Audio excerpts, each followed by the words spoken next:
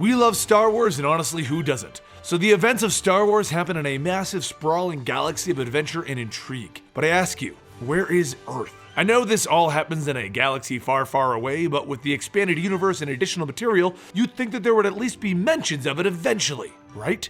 Well, there is if you look deep enough. You'll find mentions of it all over. And there's even an original George Lucas approved plan to put Earth properly into the timeline. Now, keep in mind, none of this is canon any longer, unless the Mouse House decides it is. So first off, the obviously non-canon stuff anymore. In an issue of Marvel UK Star Wars comics, which got reprinted as Tales to Astonish in 1963, we have the story of Bronson, the smartest man on Earth. That's right, he's officially from Earth, and he's looking across the galaxy for an extraterrestrial civilization that was as smart as he was. In the same comic series, we also got a robot trying to live life as a human in a possible alternate 1960s Earth. Next up is the comic strip Star Wars Tales 19. Now this one's kind of cool. Han Solo and Chewbacca got stuck in a hyperspace misjump and they are forced to land the Millennium Falcon on a primitive planet that looks very similar to Endor. It is here that Han is killed by the natives and Chewbacca survives alone in the forest. 126 years later, an archaeologist looking very oddly like Indiana Jones goes looking for Sasquatch in the forest, and he finds the Falcon and Han's remains. He decides to leave them for the next person because they feel oddly familiar to him. Get it? Harrison Ford played Indiana Jones and Han Solo? Next up is a shout out Spielberg did to Lucas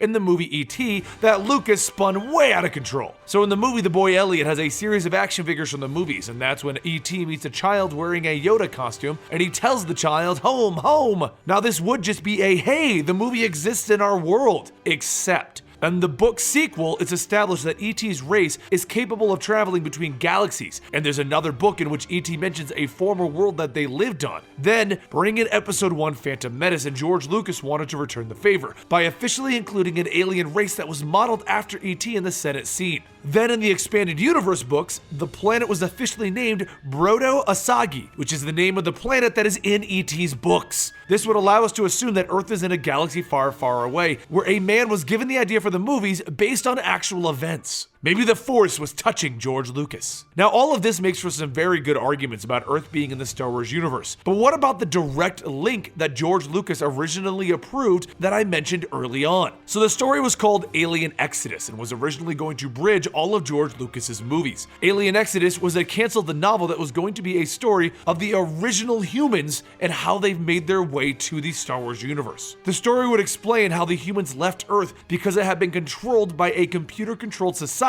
just like the one in THX 1138. They would then accidentally travel back in time to the Star Wars universe, where they would explore a prehistory Star Wars galaxy and meet the ancestors of the Skywalkers and the Solos. There were even plans to link in the stories of American Graffiti and Willow, which would mix into a giant George Lucas universe. That's right, George Lucas originally approved a book that would link all of his stuff into one massive universe. That was back in the early 2000s. Now, the book never officially got written because the writer decided not to finish the project, but either way, this was at one point going to link everything. Now, if you look it up, there is one possible thing that Disney may keep in continuity. Star Tours, the adventure continues in Disneyland, Disney World, and Tokyo Disneyland. On this ride, you get on the tour from a spaceport on Earth, and you're in the Earth system. Now, this could just be a fun ride, or Disney could wrap it into the entire continuity. We don't know. There are other spots that Earth is mentioned, but they're mostly for fun, like there being a car in Rogue Squadron, a Planet Earth in Jedi Outcast if you clip through a wall, and a Christmas CD where the original cast sang Christmas songs. And there's also the possibility that it's actually named Eartha, because in a book entitled Monsters and Aliens from George Lucas, we got to see some of his original plans for the original trilogy. One such thing was a tabloid explaining that humans abducted aliens to bring them back to a world called Eartha,